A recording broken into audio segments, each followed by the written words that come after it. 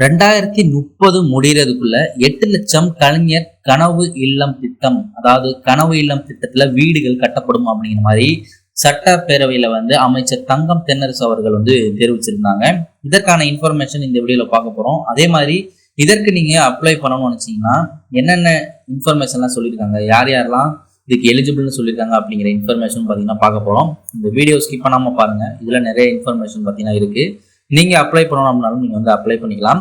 2026-27 ஆண்டிற்கான இடைக்கால பட்ஜெட் அப்படிங்கிறது தாக்கல் பண்ணாங்க. இதுல நிதியமைச்சர் தங்கம் தென்னரசு அவர்கள் தாக்கல் செய்த அறிக்கையில 2030க்குள்ள 8 லட்சம் கலைஞர் கனவு இல்லம் கட்டப்படும் அப்படிங்கிற மாதிரி தெரிவிச்சிருந்தாங்க. இது கிராமத்துல இருக்கிறவங்க, அதே மாதிரி ஆர்பன்ல இருக்கிற எல்லாருக்குமே பயனடைய முடியும். அந்த பட்ஜெட் உரையில கடந்த 5 ஆண்டுகள்ல ஆட்சேபனையற்ற அரசு நிலங்களில் வசிப்போருக்கு ஒருமுறை சிறப்பு பரன்முறைப்படுத்தும் திட்டத்துல 77,800 இணையவழி பட்டாக்கள் அப்படிங்கிறது வழங்கியிருக்காங்க. அதே மாதிரி 2030ல 8 லட்சம் கலைஞர் கனவு இல்லம் கட்டப்படும் அப்படிங்கிற மாதிரியும் தெரிவிச்சிருக்காங்க. மேலும் 1 லட்சம் வீடுகள் கட்ட தற்பொழுது அனுமதி அப்படிங்கிறது வழங்கப்பட்டிருக்கு. இதுவரை 1,71,000 வீடுகள் கட்டியிருக்காங்க. இதுல 29,000 வீடுகளின் பணிகள் நடந்துகிட்டு இருக்கு. குடிசை மற்றும் சேதமடைந்த வீடுகளில் வசிப்பவர்கள், பட்டா இருந்து சொந்தமாக வீடு இல்லாத ஏழை எளிய மக்களுக்கு இந்த திட்டம் அப்படிங்கிறது கண்டிப்பா பயனளிக்கும். அப்ளை பண்றவங்க ஊரக வளர்ச்சி முகாம கான்டாக்ட் பண்ணிக்கலாம்.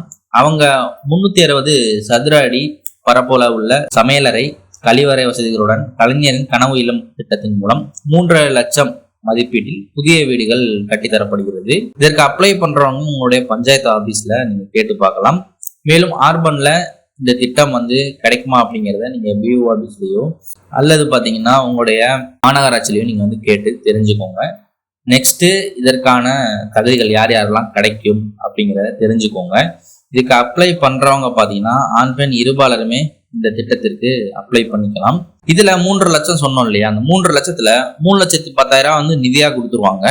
பேலன்ஸ் இருக்கக்கூடிய 40,000 மதிப்புல பாத்தீங்கன்னா சிமெண்ட் மற்றும் இரும்பு கம்பிகளை கட்டுமான பொருட்களாக பாத்தீங்கன்னா உங்களுக்கு தமிழக அரசு கொடுப்பாங்க அப்படிங்கிற மாதிரி தெரிவிச்சிருக்காங்க.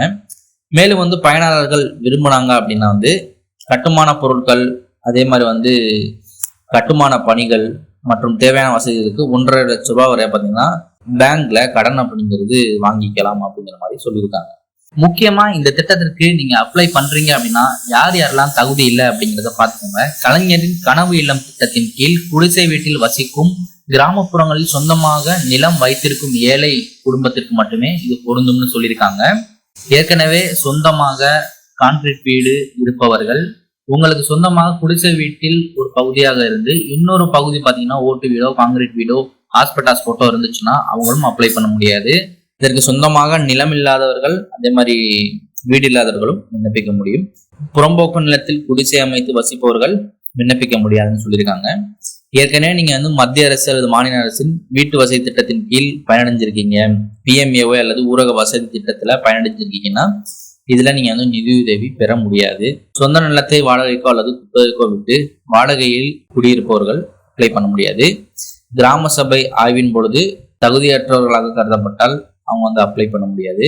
இதெல்லாம் பாத்தீங்கன்னா பாத்துக்கோங்க. அதே மாதிரி அப்ளை பண்றவங்க தமிழ்நாட்டை பூர்வீகமாக கொண்டவர்கள் மட்டுமே அப்ளை பண்ண முடியும்.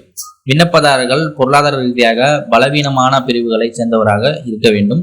கிராமப்புறங்களில் வசிக்கும் ஏழை குடும்பத்திற்கு அதிக முன்னுரிமை அப்படிங்கிறது கொடுக்குறாங்க. வீடுகள் கட்டுவதற்கு சொந்தமாக குறைந்தபட்சம் 360 சதுர அடி நிலமும் நிலத்திற்கான பட்டாவும் கண்டிப்பா உங்கள்கிட்ட இருக்கணும். அரசு ஊழியர்களோ அல்லது ஓய்வு பெற்ற அரசு ஊழியராகவோ இருந்தால் விண்ணப்பிக்க தகுதி இல்லை. எஸ்சி எஸ்டி, விதவைகள், மாற்றுத்திறனாளிகள், ஆதரவற்றோர் மற்றும் கைவிடப்பட்ட பெண்களுக்கு முன்னுரிமை அப்படிங்கிறது கொடுக்குறாங்க. தேவையான ஆவணங்கள் பொறுத்தவரை இந்த திட்டத்துல நீங்க பயனடையணும்னு நினைச்சீங்கன்னா ஆதார் கார்டு, ரேஷன் கார்டு, முகவரி சான்று, பான் கார்டு, வாக்காளர் அடையாள அட்டை, வீட்டு பத்திரம் நகல், வங்கி கணக்கு விவரங்கள், பாஸ்போர்ட் சைஸ் போட்டோ, வருமான சான்றிதழ், வீட்டுக்கான பட்டா மற்றும் சிட்டா இதெல்லாமே உங்கள்கிட்ட இருக்கணும். இதெல்லாமே நீங்க ஜெராக்ஸ் எடுத்துட்டு பாத்தீங்கன்னா தகுந்த ஆவணத்தோட நீங்க உங்களுடைய விண்ணப்பத்தை எங்க போய் சப்மிட் பண்ணணும் அப்படிங்கிறத பாத்துக்கோங்க. இந்த திட்டத்தின் கீழ் வீடு வழங்க வேண்டிய அந்தந்த ஊராட்சி மன்ற அலுவலகத்தில் நீங்க அப்ளை பண்ணிக்கலாம். பயனாளிகள் தகுதியின் அடிப்படையில ஊராட்சி அளவிலான கணக்கெடுப்பு மூலம் தேர்ந்தெடுக்கப்படுவாங்க. கூடுதல் தகவல்களுக்கு அந்த ஊராட்சி மன்ற அலுவலகத்தை நீங்க கான்டாக்ட் பண்ணிக்கலாம். மோஸ்டா இதுல யார் பெனிஃபிட் அடைகிறாங்கன்னா கிராம பகுதியில் இருக்கவங்க தான் இந்த திட்டத்தின் மூலம் பயனடைகிறாங்க. விண்ணப்பங்கள் சரிபார்த்த பிறகு அரசு அதிகாரிகள் உங்கள் வீட்டிற்கு வந்து ஆய்வு பண்ணுவாங்க. தகுதியான விண்ணப்பங்களை முறையாக பரிசீலனை செய்து அதற்கான பட்டியல் தயாரித்து அதுக்கு யார் தகுதியானவர்களோ அவங்களுக்கு நிதி அப்படிங்கிறது வழங்கப்படுது. அரசின் ஒப்புதல் கிடைத்த உடனே நிதி படிப்படியாக உங்களுக்கு கொடுப்பாங்க. அரசாங்க மேற்பார்வையின் கீழே வீடு கட்டும் பணிகள் அப்படிங்கிறது தொடங்கும்.